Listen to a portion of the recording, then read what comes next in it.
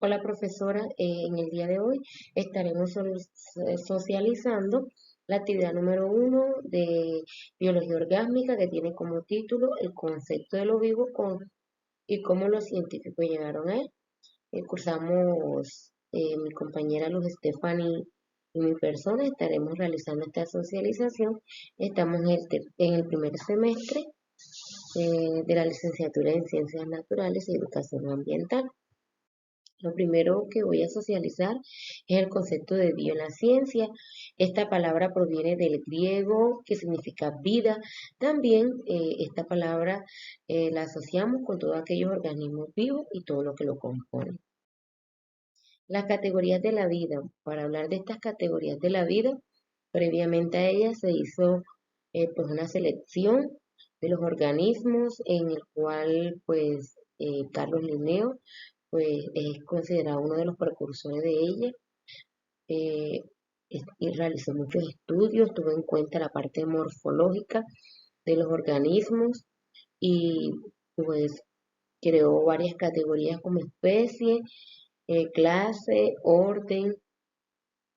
Pues actualmente se tiene en cuenta lo que es el cladograma y los árboles filogenéticos para hacer esta clasificación de los organismos. Tenemos que estas categorías hay desde las superiores y las inferiores. Iniciamos con la categoría superior, que es el dominio. Es la máxima categoría de clasificación de los seres vivos, pues conocemos tres dominios: eubacteria o bacteria, archaea y eucaria. Esta es una clasificación que realizó Carl Gons en su tipo de trabajo, en el cual pues el reino Monera pues fue desintegrado porque se estudió y se determinó que a pesar de tener características similares como número de células, tipo de célula, pues molecularmente no son idénticos, son diferentes. Pues en el caso de las archaea o arqueobacterias que integran este dominio, pues pueden vivir en lugares extremos, son extremófilas, son halógenas. En el dominio eucaria encontramos organismos que poseen célula eucariota y está dividido en 4 reinos, que es la segunda categoría. Una de las más grandes divisiones en que se agrupan los seres vivos. Tenemos 4 reinos. Todos estos 4 reinos se caracterizan por poseer células eucariotas. El primer reino es el protista, uno de los reinos más variados, más diversos. Encontramos organismos celulares, multicelulares, encontramos organismos autótrofos como las algas, heterótrofos como los protozoos. eh, Tenemos el reino, perdón, fungi o también hongos, son organismos heterótrofos, multicelulares, pluricelulares, benéficos, perjudiciales. Tenemos el reino vegetal o reino planta, está integrado por organismos autótrofos que poseen célula vegetal, célula eucariota vegetal, son pluricelulares, tienen pues ya internamente su división.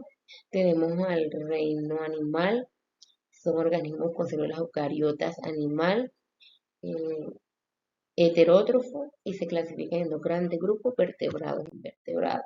Tenemos el filo o filum, está formado por varias clases, eh, también llamado división, y tenemos el filo Chordata.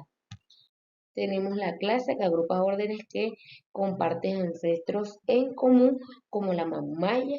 En este caso serían los organismos o los seres vivos que poseen glándulas mamarias, como los mamíferos.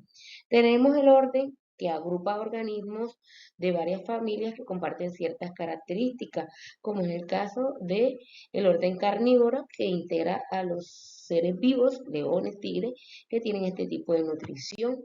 Tenemos la familia que agrupa varios géneros. Tenemos los géneros que están constituidos por 2 o más especies que muestran relaciones muy cercanas. Tenemos, por ejemplo, el género Canis, que comparte alta porcentaje de similitud. Tenemos la especie, que sería una categoría inferior, la más pequeña de los organismos de origen común, que comparten características que no son observables en otros grupos. Aquí tenemos que las especies ya se nombran utilizando dos palabras o utilizando la nomenclatura binominal. Aquí tenemos un ejemplo, tenemos el ejemplo del zorro, ahí definimos el tipo el dominio, Eucaria, el reino animal, el filocordados, la clase mamífero, orden carnívora, familia, el género y la especie. A continuación, pues mi compañera Luz estará ampliando un poco más sobre la línea de tiempo de las teorías evolutivas y también pues los argumentos de la evolución. Muchas gracias por su atención. Ahora vamos a hacer un recorrido a través de una línea de tiempo sobre las teorías evolutivas de las especies.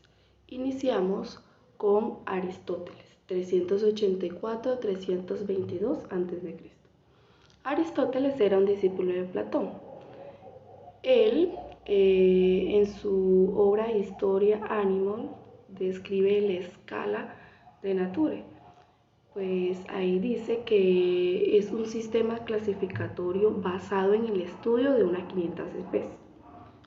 Aristóteles enfatizaba que el orden natural era eterno y que las especies eran entendidas inmutablemente, que se ordenaban también jerárquicamente en un ascenso progresivo de la vida.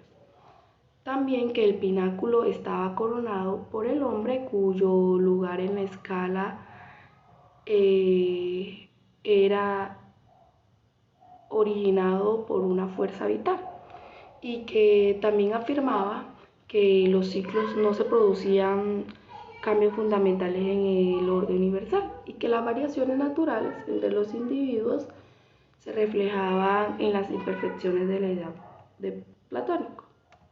Ahora vamos a hablar de George Louis Leclerc, 1707-1788. George, en su libro Les Époques de Nature, 1778, sostuvo la generación espontánea de la vida y la existencia de un plan maestro. Inscrito en la naturaleza, por lo tanto, nada podía alterarse, decía él, y que si eso ocurría, la capacidad de los cambios era para que parte del plan preestablecido, y que también argumentaba que la Tierra tenía 70 años de antigüedad. Ahora hablaremos de Lamarck. Bueno, 1744-1829. Lamarck tuvo como padres intelectuales a Buffon, Diderot y Rousseau. Él apoyaba la Revolución Francesa y defendía ardientemente el honor de la historia natural. Se inició como botánico, pero más tarde se dedicó a la zoología, haciendo importante avance en los invertebrados. En 1809, Lamarck publicó una teoría de la evolución basada en las observaciones de los invertebrados fósiles. Sus ideas se basaban en la creencia de una supuesta tendencia progresiva interna que forzaría a los organismos a elevarse paulatinamente en la escala natural. Según sus ideas, los animales respondían internamente a las necesidades impuestas por un ambiente mediante esfuerzos adaptativos. Él decía que estos esfuerzos permitían cambiar los hábitos y los funcionamientos en el tiempo y se traducía en nuevas formas y estructuras heredables que evolucionaban de acuerdo al uso o el desuso. Aquí, como podemos ver, está una escala en donde nosotros estamos en la parte superior y la materia inanimada está en la parte inferior, ya que él concibía el mundo material como un conjunto de entidades ordenadas jerárquicamente de manera lineal según sus grados de perfección. Ahora vamos a hablar de parte de Matthew. él no era un biólogo, él era un destacado, sino que él era un terrateniente escocés con intereses prácticos en la madera. Él en 1831, cuando Darwin iniciaba su viaje de Beagle, es decir, 28 años antes de la teoría de la evolución de las especies, Matthew no solamente infirió en el hecho de la evolución, es decir, no usó esa misma palabra, sino que también la explicó como un proceso de variación y selección. Notó que casi ilimitada diversificaciones de las vegetales y animales representaba el material para un proceso natural de selección. En este contexto escribió que la disposición adaptivas autorreguladoras de la vida pueden parcialmente ser dirigidas por la extrema fecundalidad de la naturaleza. El siguiente es Sir Richard Owen. Bueno, Owen, 1892. Poco antes de la publicación del origen de las especies, Owen era el más eminente biológico británico. Mostraba gran interés por las relaciones de las formas y las funciones tanto del sistema circulatorio como el esquelético. Le intrigaba las similitudes de los planes corporales en animales de aspecto muy diferentes, y pues sus estudios le permitieron acuñar el concepto de la homología. Su teoría de la unidad del tipo, basada en las aletas y extremidades, fue posteriormente utilizada por Darwin. Y él es Owen, pues considerado precursor de la noción de ancestros evolutivos que utilizaba la biología del desarrollo y la biología contemporánea. Ahora vamos a hablar del señor Darwin, 1809-1882. Bueno, existe la teoría darwiniana de la evolución, donde se unifica y se explica el origen y las causas de la diversidad biológica, enraizadas en la experiencia y observaciones de Darwin en la Patagonia y Galápagos.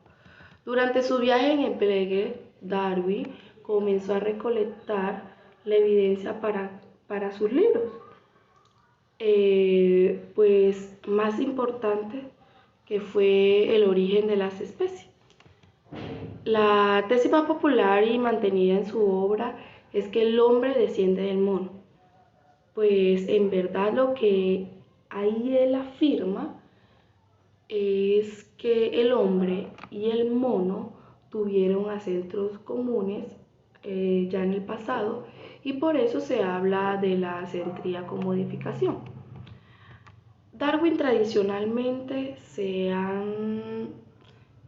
sus ideas se han resumido en 5 pasos. La primera es la teoría de la selección natural. Esa requiere de las características consideradas presentes en la variación y que ésta sea heredable, sin selección. La segunda son todos los organismos que tienen una capacidad reproductiva que cede al reemplazo. El tercero, el ambiente es infinito y azaroso y por lo tanto hay una suerte de lucha por existencia entre los organismos. El cuarto es como consecuencia de las diferencias individuales, los organismos más aptos dejan de más descendencias. Y por último, la quinta, donde dice que los descendientes tienen a parecerse a sus progenitores porque ahí heredan sus genes. Ahora les voy a hablar un poco de Wallace, 1823-1913. Él era reconocido durante el siglo XIX como uno de los fundadores de la teoría evolutiva, pero durante el siglo XX sus contribuciones fueron desempeñadas a la figura de Darwin, sumando a adulación por el origen de las especies se apoderó de la arena evolutiva. Bueno, Guayense, después de leer El viaje de Belo, viajó a Brasil en 1848 y en 1852 con sus amigos naturistas Henry Watt. Entonces, Guayense ahí ya se interesaba por el origen de las especies y comenzó a delinear algunos principios biogeográficos relacionados con la amplia restringida distribución de algunos insectos. En su opinión, la selección natural decía que podría conducir a expansión mediante aislamiento reproductivos en especies incipientes cuyas variedades pues, eran empujadas al desarrollar barreras a la hidrodilización. En 1889, Guayense publicó su propia versión de la teoría de la evolución y la llamó simplemente darwinismo, una exposición de la teoría de selección natural, con algunas aplicaciones. De esta forma acuñó para siempre el término darwinismo. Ahora les voy a hablar, y por último, de Ernest Haeckel, 1834-1919. Bueno, Ernest fue el primer propulsor del rol que jugaba la biología del desarrollo de la evolución al sostener que la filogenia causaba ontogenia.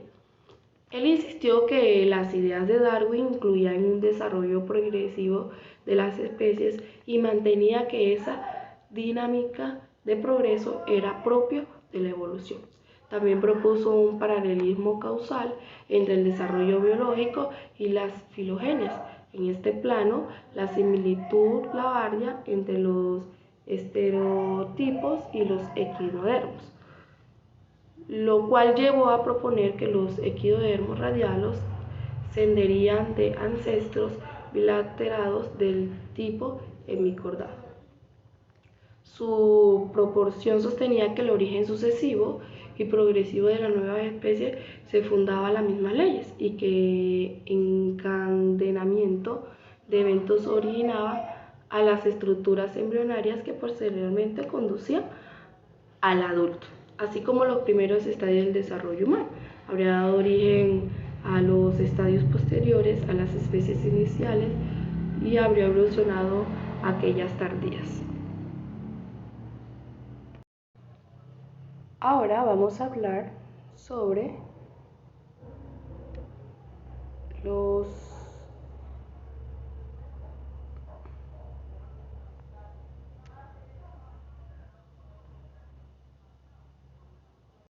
argumentos que apoyan la evolución.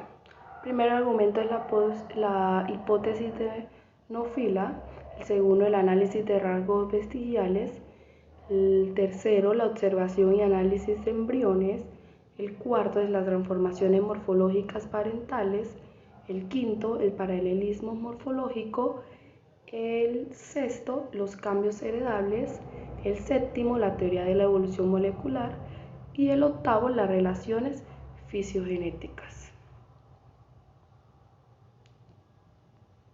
Cada uno de estos argumentos propuestos para apoyar la evolución son significativos, teniendo claridad que la evolución es un proceso biológico basado en evidencias fósiles y también en una teoría.